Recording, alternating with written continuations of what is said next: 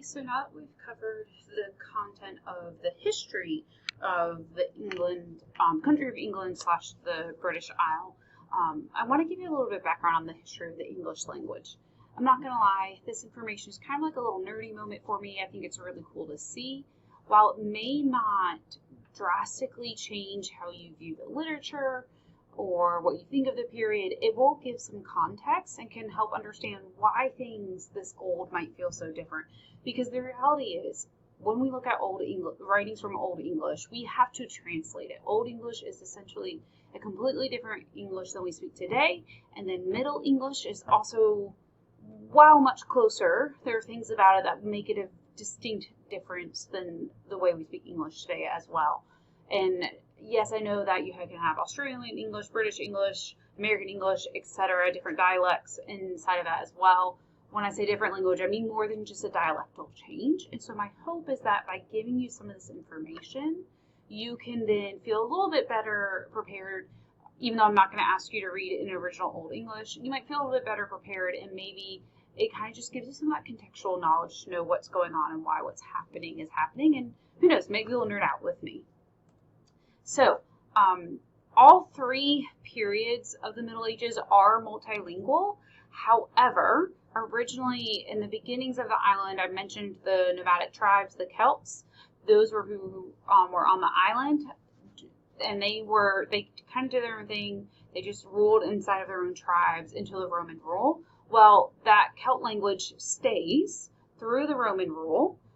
Some do learn the conqueror's language, so Latin has an influence here.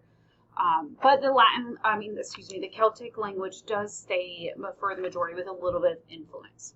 449, as I mentioned, the Angles, the Saxons, the Jutes, and the Frisians, less common, but they were there some. They start invading, which brings us a Germanic influence as well.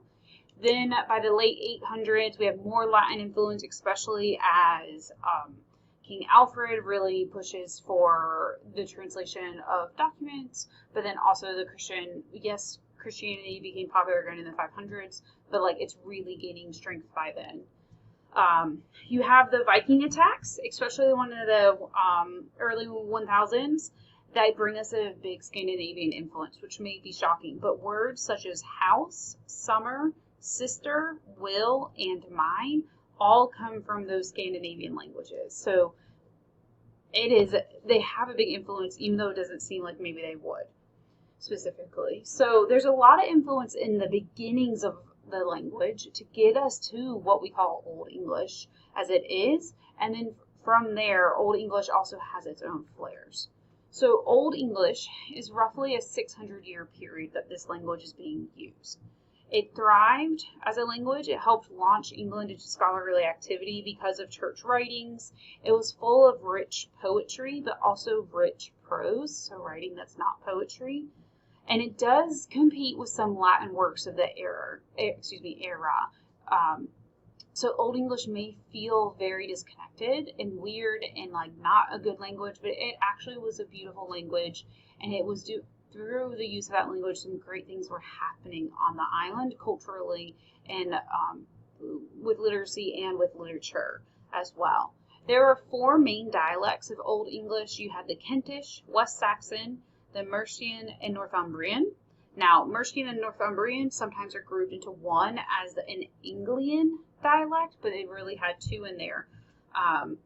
The way we speak today is mainly based off of the Mercian dialect, but West Saxon dialect was how people were learning and writing. So not only do we have different dialects that were different, but then we also, from there, are how we the language of learning and their language of writing was very different than the common language of speaking. So there's a lot of really cool developments and changes going on. And as I mentioned in the introduction videos to this period, Old English poetry was trying so hard to be formal, so hard that it kept a lot of that West Saxon dialect to it, even though the language itself was not being spoken that way. So that's where we get a little bit of disconnect between what's going on with the language and what was written.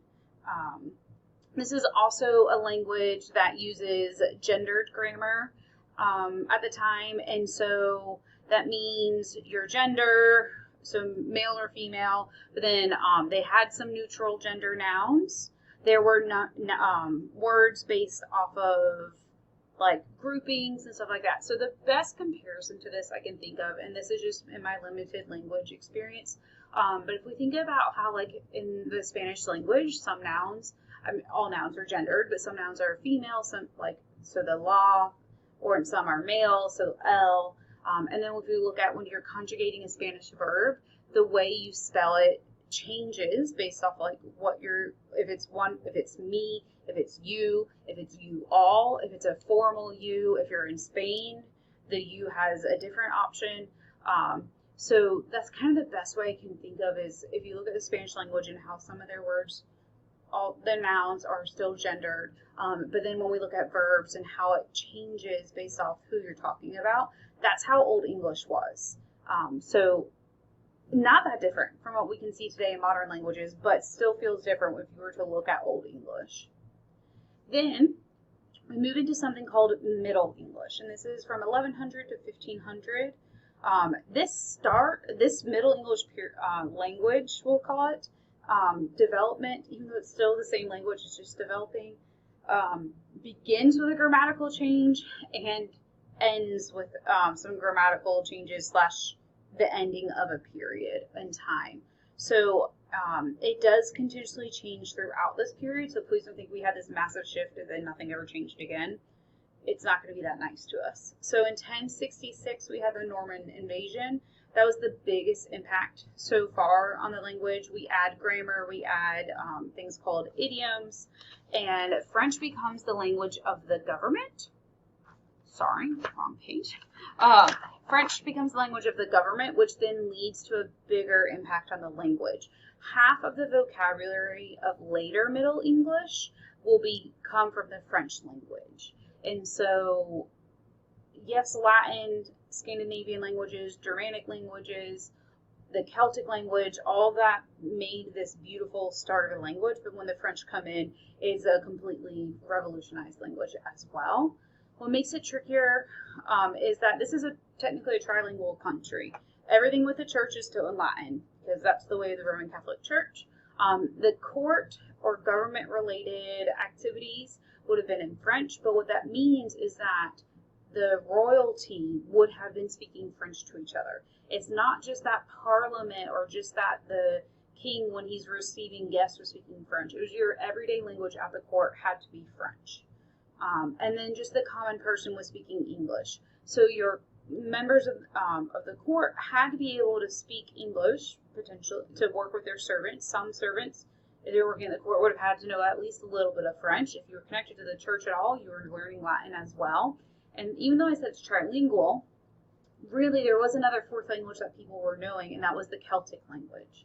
And so that was still the original Celtic language, was still existing on the French. So what we would now call Gaelic was still, on the edge, in the peripheral. However, by the 1200s, English is becoming more popular, especially when Normandy is lost to the French in battle. And then in 1258, Henry III makes the first official proclamation in English. So the fact that the king is making proclamations in English just signifies that French is losing its strength as the main language, and English is rising again. It's also connected to a rise in nationalism. So 1337 to 1453 was that 100 Years' War. And so we didn't want to speak French because we were at war with French. So English is what we're going to speak and what we're going to stick with. And then in 1362, there's something called the Statute of Pleadings, and now all court proceedings have to be in English. No longer can it be in French again. That's pretty much that's it. At that point, French is knocked out. We're gone from it. And so it's back to English. Then by 1430, the East Midland or the London dialect is the standard written form. So East Midland, if you'll notice, was not even one of these options. So when I say there's lots of the 4 main dialects that then moved into this time period, and in this time period there were 5 major dialects. Those are major, which means there's others constantly shifting. So by the end of the Middle English period, standard written form would be the London dialect or that East Midland dialect. However, authors at this time were still writing in whatever dialect they knew. It's just like for anything being published or something, that would be the standard to use the East Midland kind of that written form. But that doesn't mean everyone's doing it, and that's not how everyone's speaking.